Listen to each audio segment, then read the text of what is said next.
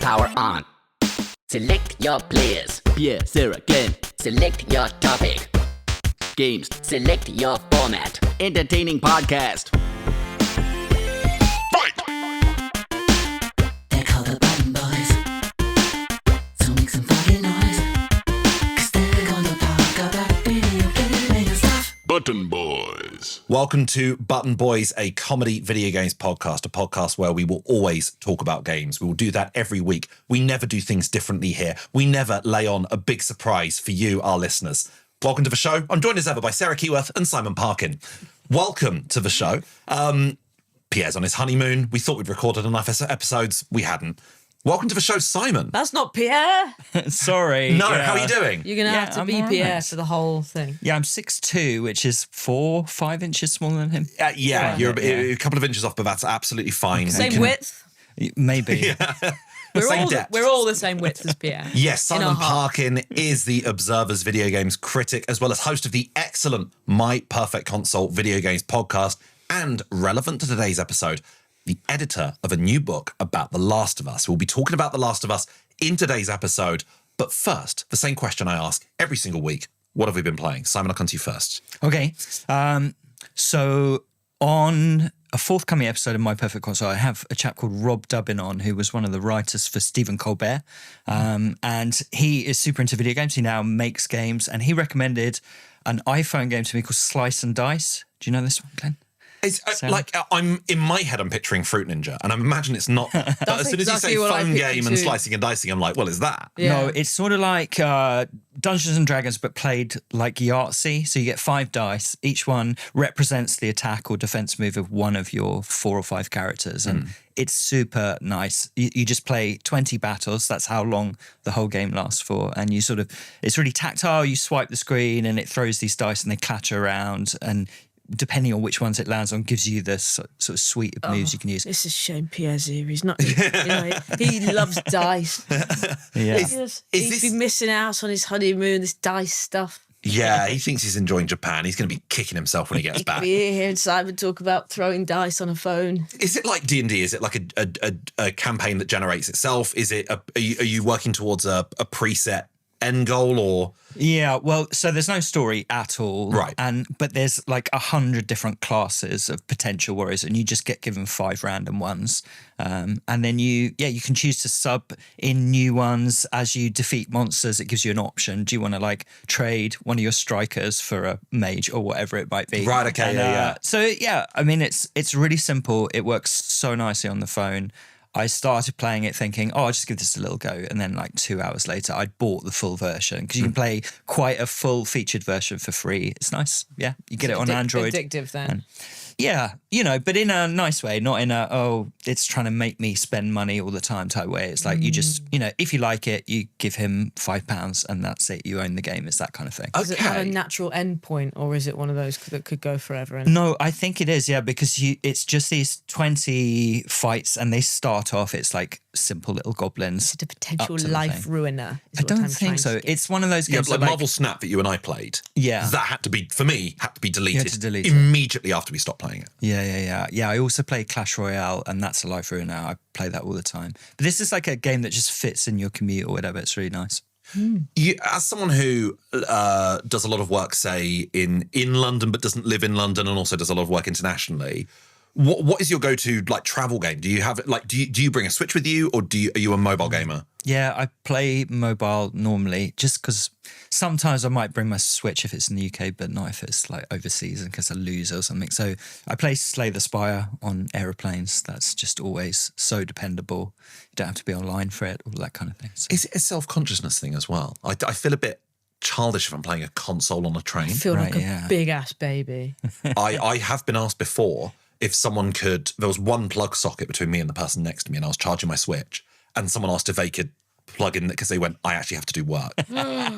And I really wanted to be like, fucked well, I host a up. video games console. I host a podcast, actually. is Have you what- listened to my podcast? It's my job. It is a job, father. I've been playing a mobile game as well. This was recommended to me on the Discord by Joe Bourne. This is called 7 A Nil. So spelt 7, then the letter A, then the number 0. And this is a great game for the World Cup, okay?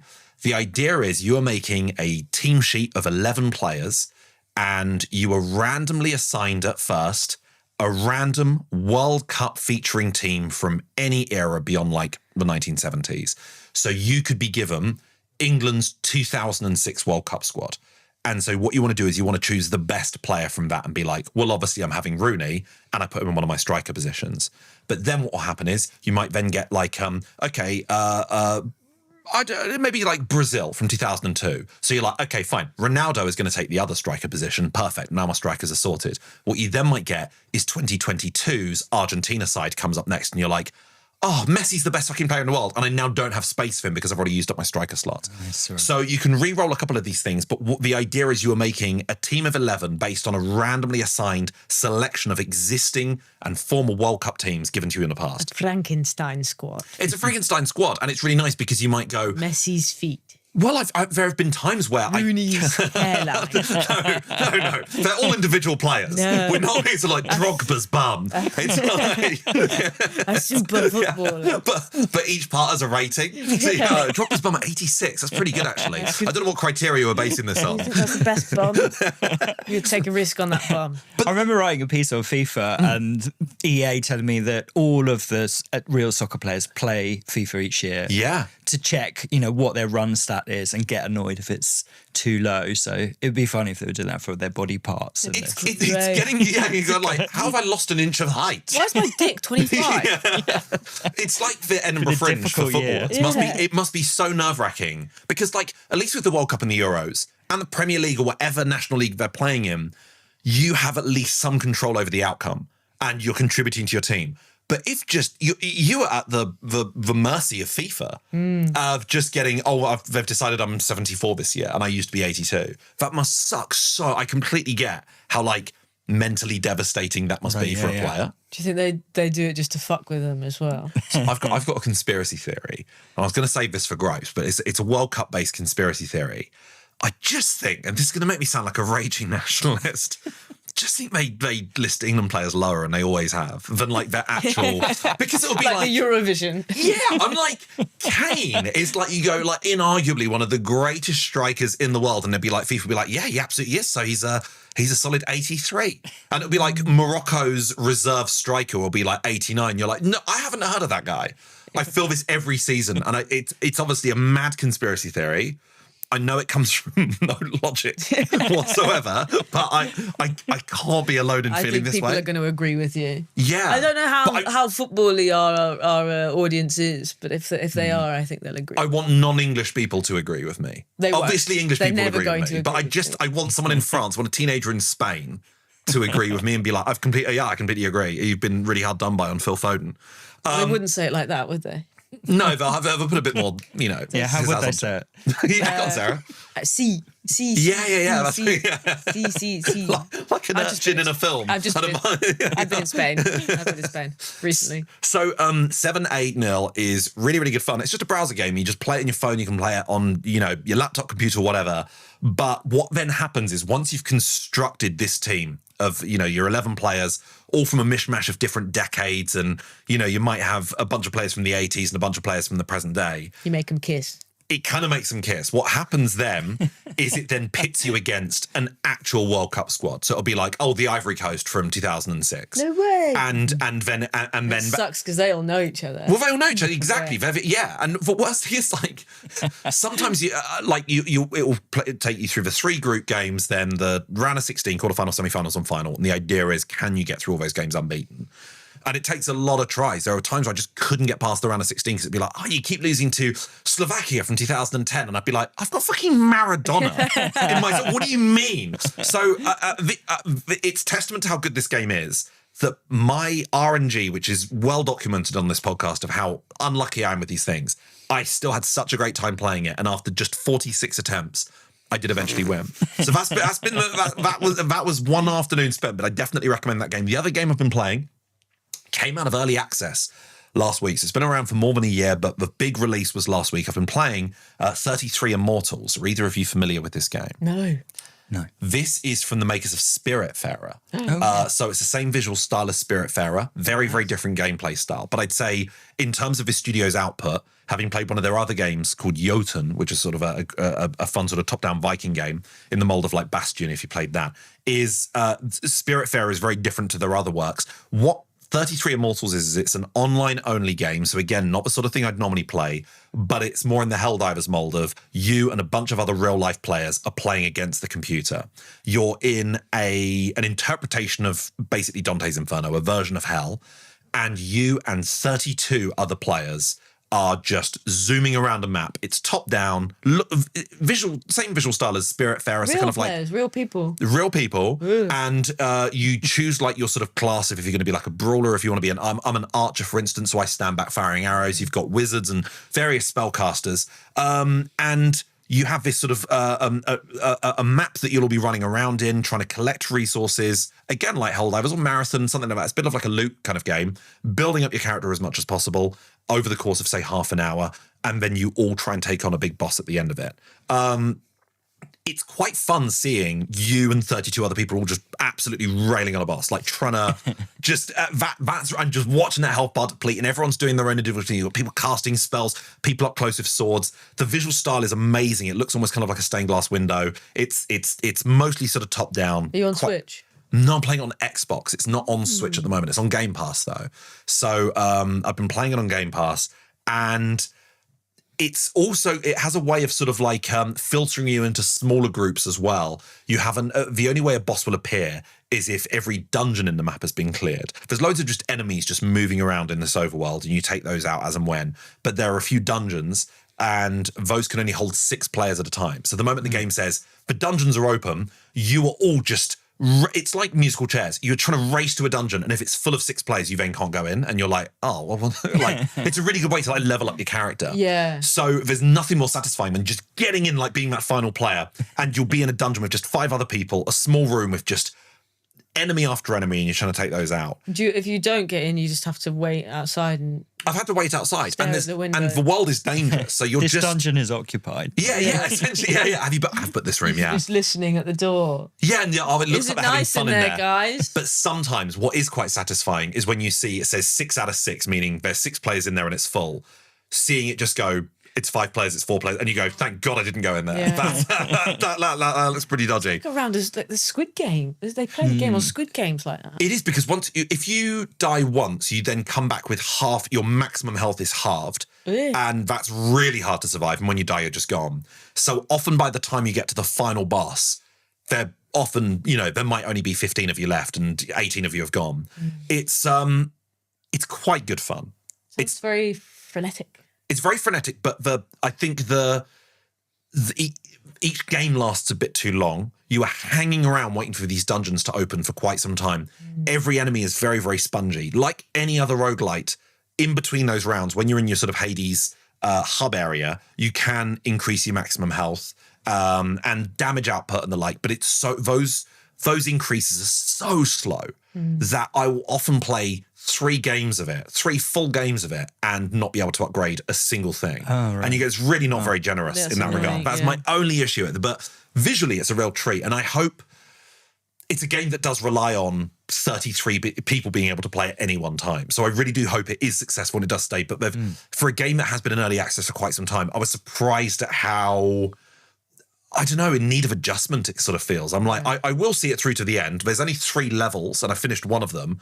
But how I'm going to finish that 3rd one, it's going to take hours and hours and hours of play. And if you don't have 33 people, you're not going in. So to get the first level is always 33 players. The next level, which is harder, has 22. And the next one has a maximum of 11.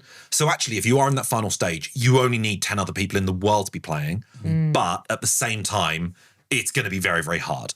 So it's not a full 100% recommendation. But if you already have Game Pass, I definitely check out 33 Immortals. Partly just for the visual style. It is good. I mean, if you liked Spiritfarer, it just looks like more of the same. But it's okay. Sarah, what have you been playing?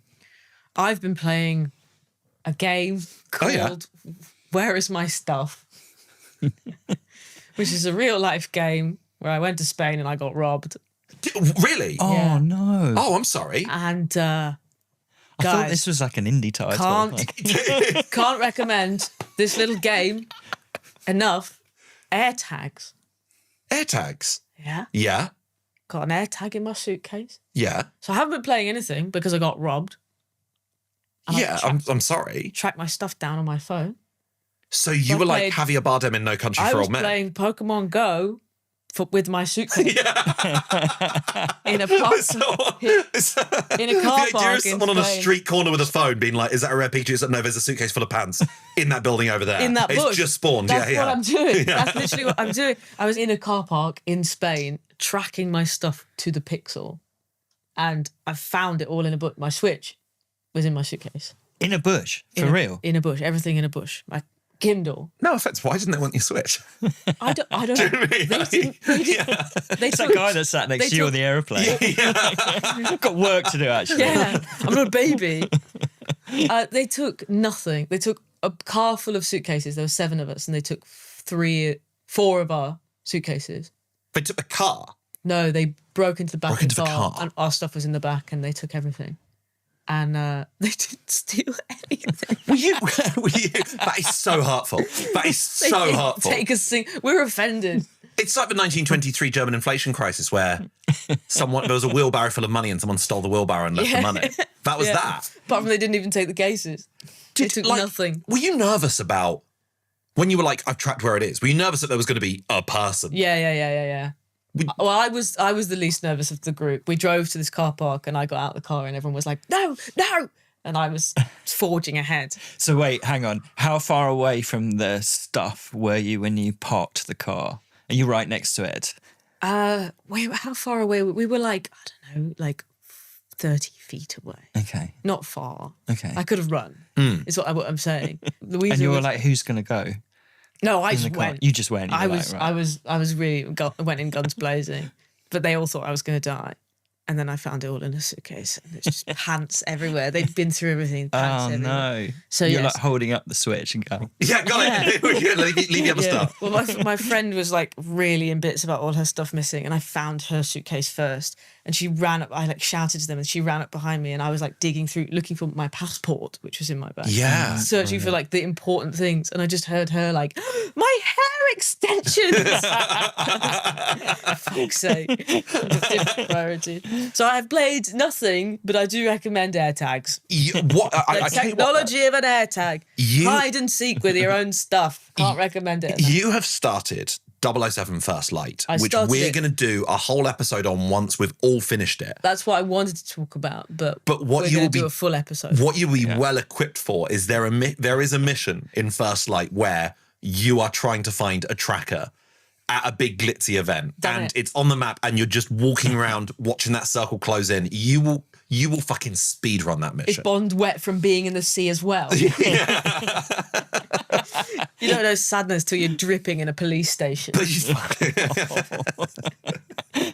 We're going to put that bit out of context. But the good news is you have your Switch back. Just before we started recording, I have lent you a game on the virtual card system, which I'm going to recommend Keep it with me at all times now. in the Patreon, which you can, of can't trust course, anyone. sign up for. If you sign up to our Patreon, you can sign up to the free tier where you get access to our Discord, where every time we put out a punt of like, hey, what's the scariest game of all time? You can contribute and you can maybe get your suggestions read out on the podcast, or you can recommend a game to us like Joe Bourne did with 7A0.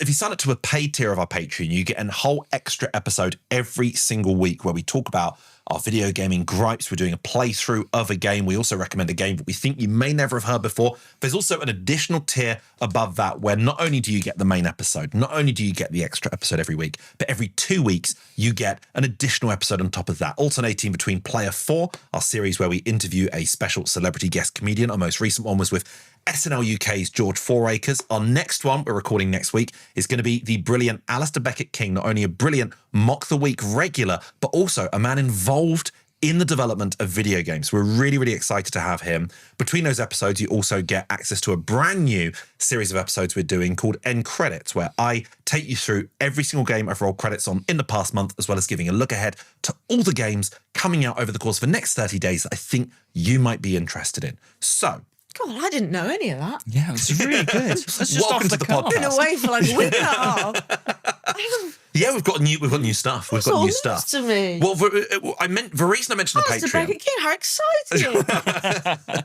He's coming into the shed. He's a tall guy. It's gonna be uncomfortable. We're not going to fit that guy in the shed. So the reason I mentioned our Patreon is because, as I said, on that first paid tier, we do a playthrough of a game each week. Now, our first one was Dark Souls. The second one was Hitman World of Assassination. And we put it to a vote of what the next game was going to be. Sarah's suggestion of The Last of Us, or Pierre's suggestion of a big tournament of Age of Empires 2. Now, Age of Empires 2 did win out. So when he's back, that is what we'll be doing. But I felt bad that Last of Us didn't win. Fuck you all. I thought you deserved the win. Fuck you and you. Because it is one of my favourite games of all time. loving bastard. But with that in mind, I thought because Pierre's away and he hasn't played it, and you and I are big fans of it, then it made sense for us to do, why not a standalone episode of The Last of Us? We are going to be bringing these sort of types of episodes in the future. We're going to be doing an episode soon on Mixtape. We're going to be doing a whole episode soon on 007 First Light. But the first of these is The Last of Us. And we thought, who better to join us on this venture than someone who is and has edited a book on The Last of Us. So Simon, tell us a bit about the book. Simon Podcast Parking everyone. Yeah. Yeah. Well, okay. So the book is called Look for the Light, which is the slogan of the Fireflies, if I remember correctly. And the subtitle is something like Dispatches from the End of the World. And it's a collection of essays and pieces and interviews as well, some of which have been published before over the years since the first game came out, and some of which we specially commissioned for the book project. It's available for pre-order, I should say, at the moment, and will be out later this year. It's from Tune and Fairweather, which your listeners and viewers might know from. They predominantly publish books about Dark Souls and Bloodborne and. I remember the From Bloodborne book, Software. yeah. So they're very high quality. So the company was founded by a guy called Jason Killingsworth, who used to be features editor at Edge, and he works on it with the former art director of Edge, Andrew Hind, and he absolutely loves Italian, very well-made books. So he was like, I'm going to bring all of those sensibilities to sort of game books. So they're very beautiful objects, I would say. And yeah, this is sort of branching out into the Last of Us series. Jason interviewed Neil Druckmann and Bruce Straley, who are the two people who, two of the many people behind it, but it was sort of Neil's idea for the game. He interviewed them right on the cusp of the first game coming out back in 2010, 2011. Right. And for the first time, the book publishes that very long interview. And then I interviewed Neil earlier this year for a couple of hours as a sort of, looking back at everything. Yeah. 10, 15 years on. So they kind of bookend the book project. And I'm not sure how much you can talk about this, but how was Neil Druckmann and what was it like talking to the creator of The Last of Us? It was great. He was. It took forever to set up because when you try and interview directors outside of the usual press tour thing, it's very difficult. But we explained to Sony what the project was, and they took it to Naughty Dog and to Neil, and eventually we found a time to speak. And he came just in a really reflective mood, and I just got him to tell the story, really, of how he came up for the idea, which he did while he was a student, in fact, in 2003. He was at That makes me feel Carnegie. so shit. Was that? Yeah, That just makes me feel so shit. why the fuck would he tell the you that? crap plays that I wrote at uni in comparison to The Last of Us. Yeah. Well, it did Perfect, yeah. develop a lot. So the original idea, I think, was so some things were there right from the beginning. He wanted to have a middle-aged dude who had lost his daughter, who had a sort of surrogate younger woman that he was accompanying across a post-apocalyptic America, which obviously ends up in the game. But the original idea was that this guy had a heart problem and would be afflicted by, I don't know, angina or something like that every now and again, wouldn't be able to go and fight and do things. So then control would switch to the girl. So that idea. That does happen once. Yeah, I that guess. does happen once. Yeah. So that was all there in 2003, and he was at Carnegie Mellon, and George Romero came in. This is what happened. One of the lecturers was friends with George Romero from Night of the Living Dead. Yeah. And he came in and was they got assigned, we want you to come up with some stories in one of George's worlds. Pitch it to George when he comes in. So they did that, and he pitched the story, and George was like, it's a cool idea, but I'd like it to be a bit more based on my characters or whatever. So he sort of shelved it. And in fact, then he gets a Naughty Dog. I'm sorry, I'm just telling the story, but No, but this he is told me all this. fascinating. Yeah. I didn't know a lot of this. So he gets a Naughty Dog, and it's like, oh, I love that idea that I had. I'm going to turn it into a graphic novel. So he writes a graphic novel and submits it to like Image Comics or something like that, who were doing The Walking Dead at the time. So they said, look, we've got something that's maybe a little bit too similar to this, but good job. And then he again shelved it for a bit, and then was sort of like, do I pitch this at Naughty Dog? Because of course, when you work for a game studio, if you pitch an idea, then they automatically own it. You can't then take it somewhere else. That's like a standard contractual thing. So he sort of had this, you know, do I sort of give my idea to them, or do I hang on to it? And decided to chance it, and yeah, everything else happened. Whoa, Wow. that's great. That's a great story. Yeah. I mean, If you want to know what happens next, you got to buy the book. you got to buy the book. Yeah. the book, It's. yeah. I mean, We got no idea whether they made the game. I mean, the game came out in 2013. Then that, which I mean, was such a huge success. And then the year after that came the You never played the prequel? No, I never So played the it. prequel Yeah. is Left Behind. different characters, Eve and Adam, and it's called The First of Us. And it's a completely different change. But Left Behind was the DLC or the expansion that came out a year later, and then we had to wait until lockdown in 2020 for The Last of Us Part 2.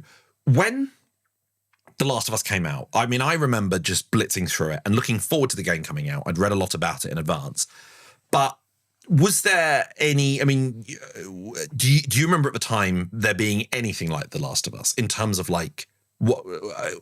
Why was it so different, do you think? It was really different, yeah. I mean, obviously Naughty Dog had brought out Uncharted, so they were already sort of exploring this, like games that have definitely a cinematic feel and are scripted and have characters that do quips and things like that. So And they 1, 2, and 3 were already out by this point. Of Uncharted, I mean. Yeah. Yeah. Was the third one out? I'm certain it was. Yeah. If Uncharted 2 was like 2009, I think Right. Uncharted 3 was like maybe even like 2011. Right, okay. Yeah, because think. Neil worked on, I think, the first and the second Uncharted as well. So, you know, yeah, they'd been exploring this kind of thing, but he actually said to me that he was thinking, oh, you know, that he got invited after he worked on Uncharted 2 to do a Jax and Daxter, like PSP game or something. And he was like, oh, you know, this sort of slightly horror-y, intimate story is probably not going to work at Naughty Dog. I'm going to have to go somewhere else and do it. But yeah, he pitched it and they were like, yeah, why don't you give it a go? And yeah, you're right. The kind of, you know, the games, zombie games that were out at that time were, I guess, you know, Left 4 Dead and things like that, you know, very run and gun, Resident Evil, Biohazard, those sort of games with jump scares and, you know, groaning zombies and all of that. And this is much more of a character study portrait, you know, and is about a big idea as well. You know, do you save the life of the person that you love in order to sacrifice a much bigger, greater good, but people that you don't know, or vice versa? You know, which is a big sort of idea that you might see in books or films, but very rarely in video games, certainly around the early 2010s. So yeah, it was very different. And of course the opening scene, which people I'm sure remember, where you play as Joel's daughter, you know, set a long time before he meets Ellie. That, you know, what happens in that scene where you're walking around the house and you don't, you know, it's just a real scene of kind of domestic calm before the storm. That felt, you know, you might have seen that in indie games, but definitely not in blockbusters. The thing I remember as striking me as being very different was I'd never really been, obviously Joel's a powerful, physically powerful individual who can basically take on anyone and whack them over the head with a brick or whatever. But I'd never played a game before where someone had shit aim. Because it was the first game I had where his hand sways around. Like it's not, this isn't a guy who is a trained killer. And obviously by this point, by the time you are playing Joel properly, the apocalypse it's been quite some years. So he has had to kill a lot of people and kill a lot of zombies, but he's still not like a CIA operative or anything like that. That felt really, really different. Yeah, and also the way in which people die is really different. Like, not to be too sort of crude, but you know, obviously in Tomb Raider or in Uncharted, you just, you know, kill the baddies or choke them out, and then it's like they're going to sleep. Whereas in The Last of Us, they kind of like claw at your face, and there's like a horrible physicality. Fucking brutal. Yeah, it's really gross. You could be crude on this podcast, Simon. We talk about this is poo Sarah. and- The enemies often shit themselves. I like to think they do. so weird if that was like the only thing that ever happened. When you choke them out, they don't resist, but they always, It's just a little they always poo. shit themselves. Or they get an erection. It's one or the other when they choke, like some are really into it. That was really different. Yeah. It's really different, yeah, looking back. Is it a shit? I can't tell whether it's a shitter or a boner. Obviously, they all do that now. Is that a gun in your pocket or are you being choked out by Joel?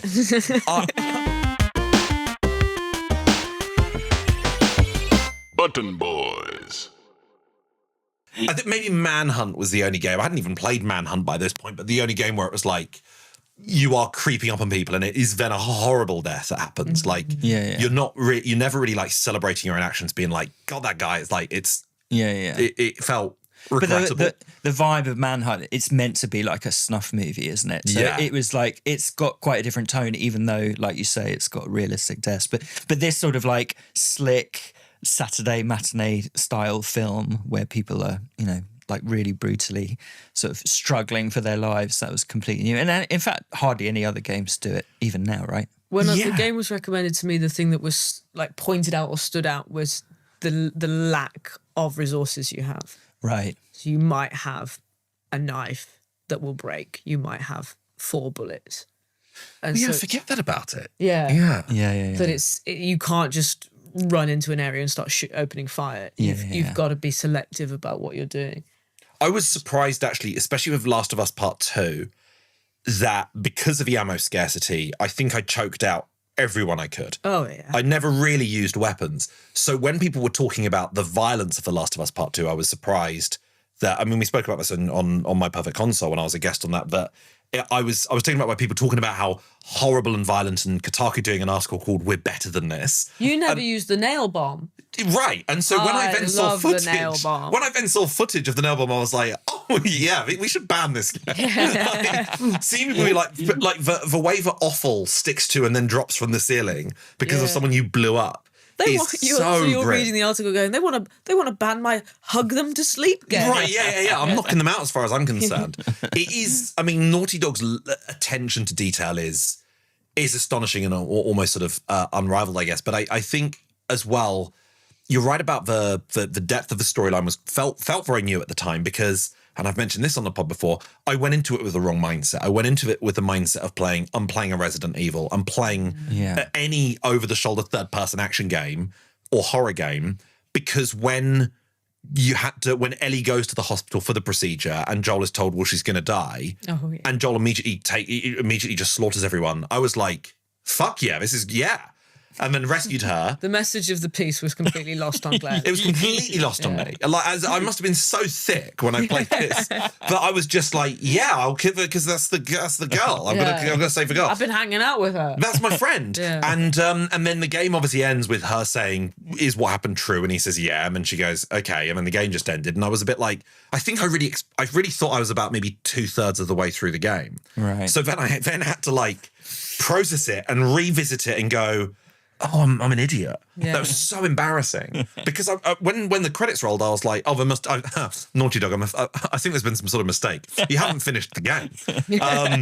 And then It's funny. He told me that before the first game came out, what a lot of like big game publishers do is they'll do mock reviews. So they send them to like reviewers around the world who play the game and review it as if they're doing it for IGN or something. And then, but it's only for the studio, so they can go. I always wondered if this happened. Yeah, and he said that they got the review back, and like the reviewer in the States had written, oh, I think it's like an 85 out of 100 or whatever. So they were always like, he was a bit like, oh man, that's a bit lower than we were hoping for. But he said the actual thing that they wrote was much more damaging because he'd written there just aren't enough boss fights in it. Shouldn't Joel have a laser gun or something at one point? Oh, great! You go. Just Okay, like- fine. But Yeah. I think that attitude that you're talking about, where you're so used to like Resident Evil 4 or something, where you start off with a pistol, not many guns, but then it escalates. And a lot of people, they were just not used to seeing this kind of game. So I don't think. So like a completely grounded game, Yeah, and they wanted a laser gun. I know. Yeah. Where they making the lasers? But I think if In the let's say this apocalypse, person's played Dealing Uncharted, with, you've got shivs out of scissors and nail bombs. Where Yeah, maybe he just gets really good at it. where you get the lasers from? But I think if you like Uncharted, for instance, feels grounded, but almost all of them have like a supernatural element. I think 4 might be the pirate one might be the only one that doesn't. Right. But 2, I mean, and then 3 uses the trope of like, well, it's hallucinations. But 2 has these like huge blue or green like giants in the jungle that take you on, and the first one has zombie Nazis, I think. Like they weren't entirely based in reality. It's weird that he never mentions that in the 4th one when he's meeting his daughter, talking to his daughter. Yeah, and go, just don't forget that happened. Yeah. Yeah. That uniform I'd is be from a telling Nazi that I killed. Everybody about the zombie Nazis. but everything that happens to Nathan Drake in Uncharted is something that you would talk about for the rest of your life, and he never mentions it again. Just a quip. I wouldn't mind a Just quip. one quip, yeah. This is nothing compared to those zombie Nazis. What do you think of? So we know he's still thinking about it. What do you think of Left Behind, the sort of expansion? Oh, amazing. And I think, if the first Last of Us had sort of really brought something new to video games, Left Behind did that, times tenfold, because it's kind of a queer story, but where that's not like made particularly a big deal out of. It's just like, that's just what it is. Do you know what I mean? Whereas I think, even at the time that it came out, indie games that were presenting queer stories, that would be sort of the marketing point in some ways. And it wasn't really with Left Behind. And I think that's partly because it was initially DLC, so perhaps the stakes were a bit lower than if it had been a standalone, needs to sell however many million copies. But yeah, how amazing that they did that at the time that they did that. But one of them also dies, so it doesn't matter too much. Right. Yeah, they It kill ticks you the guys. box Yeah, of a yeah. classic queer story. That's what makes it gay. One of them dies. Because I didn't play it until about 2018 or so. I wasn't keen on playing it in 2014, not just because of homosexuality, but I think partly because He's had a long journey. it's. He's better now. I see what it You're was. better, aren't you? Was the story? You're getting better. The story was. He's going to meet my girlfriend next week. The story. Was Left Behind homework? We started him slow. No, the story of the mainline Last of Us game was sort of, I felt so empty when I replayed it, and really just wanted to know 1 second into the future of that game. Even just one, I just want to see one more thing that happens in. So the idea of going backwards made me feel even more bereft.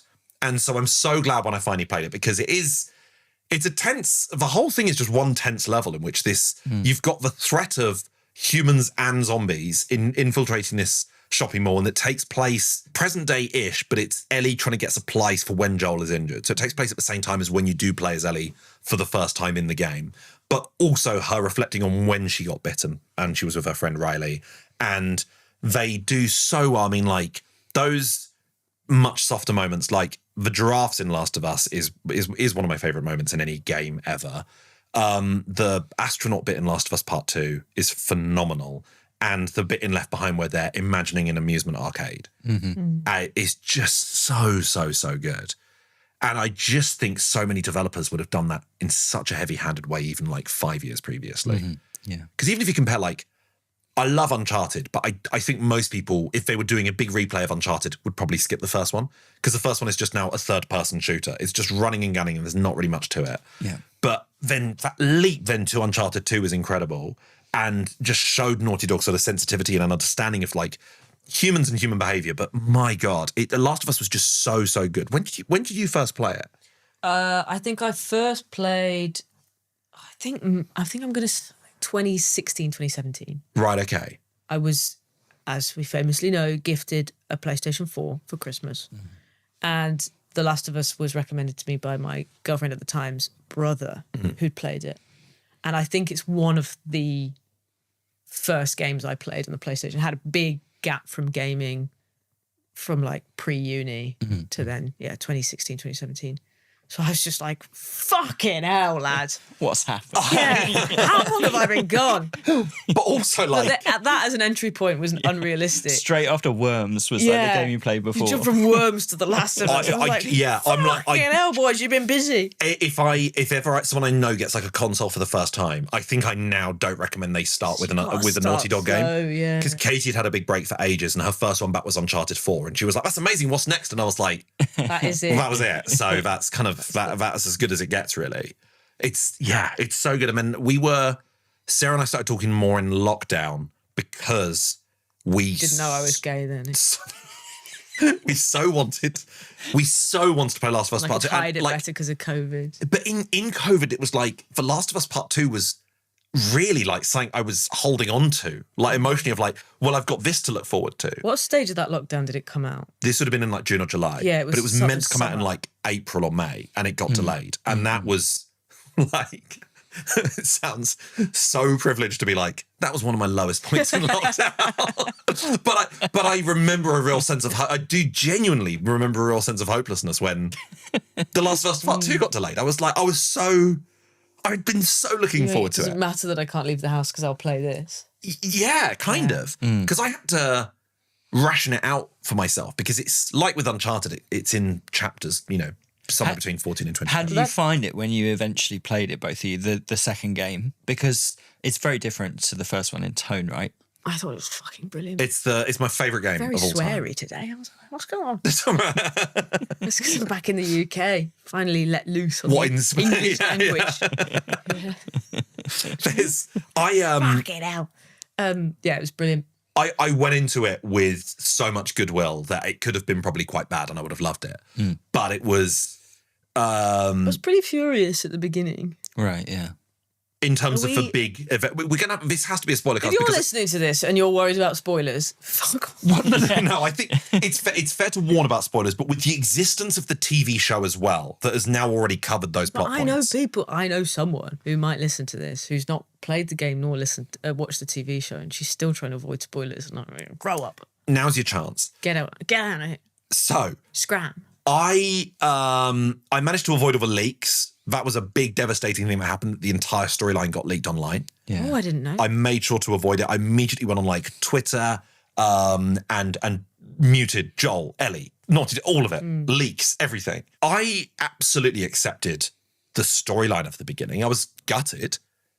I was absolutely gutted. I was so incredibly sad when it's like the next day and you as Ellie are going around Joel's house. Ugh. They're so good at walking around houses. Naughty Dog is so good at walking around houses. I like being in Ellie's bedroom where she has a PlayStation 3 because that's when the attack happened, I think. But it was just so devastating. But I then like the idea of like, okay, this is an adventure. This is going to be as much of an adventure as the first one because we have to make geographical shifts. She has to chase someone across the country. The cruelty of making you play as Abby before it happens was we're stuck in my throat. Did you see it happening? Did you predict? Could you see it happening of like, well, this Abby person's not. This is gonna be bad. No. And I thought as well it was going to be a switcheroo at a certain point. So they'd just do the prologue playing as Abby and then that would be that. But then, of course, it's much longer term than that, isn't it, throughout the game? So. Yeah, I mean, let's talk about that shift halfway through the game. It's so close. Where it's Ellie versus Abby in the cinema, in the theatre where they're sort of where Ellie's been hiding out. And it has a cliffhanger, at which point it then sends you all the way back to the beginning of that story, but as Abby. It's so smart. That was the only bit of the game where I was like, are you fucking joking? Because again, like when the first Last of Us ended, I was like, I just need to see 1 second into the future. I had a real like, I've got to eat all these vegetables now. I've got to play through the entire events of the game again until I've earned the next. I know I'll see her side of the story. Okay, how about this then? Who are you, Team Abby or Team Ellie? You can't choose. That's the point. That's the whole point of the game. They're both people. Yeah, that's the message. That's the of message. the game. You can't pick a side. No, but there must be one where Hey, when this they're guy. fighting, This there must have been one where you're like, the message over your head every time. have you ever tried to play like chess against yourself and you find yourself favouring one team? You do favour one of them. Why are you playing chess against yourself, man? Oh, I was really bored as like an 8-year-old. But what do you must have found yourself even like unconscious. If I'm watching a football match as a neutral, I find my eyes seeing one side as like the protagonist, they're the side I'm following. Yeah. I mean, I think the clever thing they do is that they make you switch allegiance, or that's too strong. They make you eventually side with both of them, right? They make you understand Abby's point of view, which is a big uphill battle. Definitely, yeah. And because you're naturally inclined to side with Eddie because you've spent the entire first game with them. And then, you know, the thing that they do so well and that makes the ending of the game land, I think, for me, is that they do make you sympathise with both of them and see both their points of view. And then by the end of it, when they're scrapping on the beach, your actual emotion is not, oh, I hope this one defeats the other. It's that, please stop. Like, I care about both of you. Exactly that. I was so nervous. I was so terrified in that final fight. There's a moment where I think Ellie's holding Abby underwater, maybe, or it might be the other way around. But I was just like, I don't think I want to see where this goes, because you're right. I couldn't, because I think ultimately I'm Team Ellie, but because of the amount of time and not just the amount of time I'd spent with Ellie in The Last of Us, but also in the 7 years waiting for another game. Mm-mm. Whereas at the end of an episode of Mott the Week, where as the credits rolled, Dara will turn to the person next to him and start chatting. On one particular occasion, it was about The Last of Us, and it was about The Last of Us Part 2, which he played, but he hadn't played the first one. And for him, it was unfathomable how you could be Team Ellie. Really? Because if you've only played the second one, you're like, Ellie's insufferable. It's the girl whose dad got murdered by the guy. Yeah, obviously. Yeah. He was like, he couldn't see it any other way. And I completely understand that. And Ellie's so hell-bent on revenge that if you don't know anything of the backstory, you're just like, fucking stop. Leave it. Yeah. He's not worth it. You've got a life. Oh, man. She's quite annoying in that second game. She's annoying because she can't let it go. Yeah, I was a bit annoyed when she goes back to her farmhouse and like, Dina's not there, the kid's not there. She's got a guitar, but obviously, you know, lost a couple of fingers. I'm like, spoiler. Nice one. Again, you like, we've come this far. I hope this That's is a the most spoiler. homophobic bit of the game, by the way.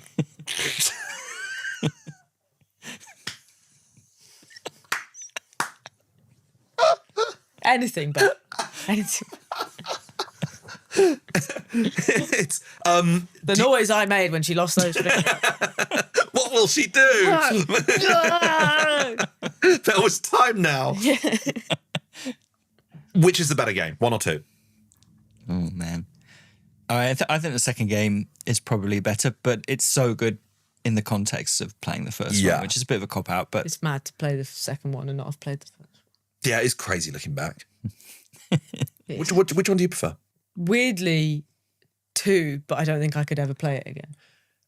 Exactly, but it's because it's my favourite game of all time. I'm like, I was able to draw a line under it and go, never playing it again, unless they make a Last of Us 3, in which case I'll be like, right, I will obviously replay that because it's now no longer my favourite game. My favourite game of all time is The Last of Us 3, which I'm sure will be the case. What did you think of the new characters that they introduced in the second one? We haven't talked about them. So like Abby's friends. Lev and... Lev's great. Yeah. What was Lev's sister called?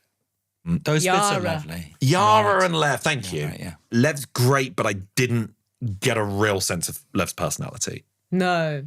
Lev was sort of like someone who's just showing you where to go sort of next. And you kind of, it's just like, this is, I know I have to protect.